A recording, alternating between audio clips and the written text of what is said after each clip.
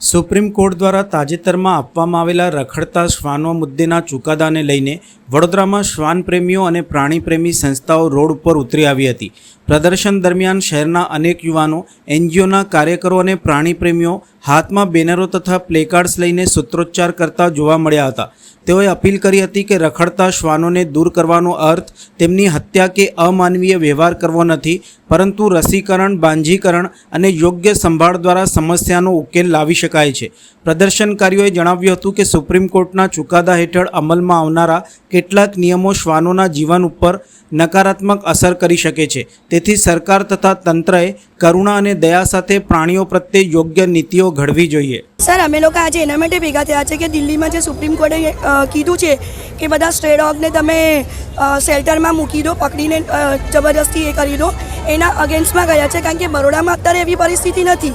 બરોડામાં પહેલેથી જ HSI ટીમે 80% કેસ સોલ્વ કરી દીધા હતા, પણ જે સુપ્રીમ કોર્ટનો ચુકાદો છે એ વડોદરામાં પણ નહીં આવે એના માટે અમે સાયલેન્ટ માર્ચ કાઢી। બધા જાણી રહ્યા છે કે સુપ્રીમ કોર્ટે જે કાયદો કાઢ્યો, જે નિયમ કાઢ્યો કે બધાને સ્ટ્રીટ ડોગ ફ્રી કરી દો, દિલ્હી હતી, રાજસ્થાન શરૂ થઈ ગયું, કાલે ઉઠીને ગુજરાત હોઈ શકે છે। પ્રોટેસ્ટ, સાયલેન્ટ પ્રોટેસ્ટ કરી રહ્યા છે।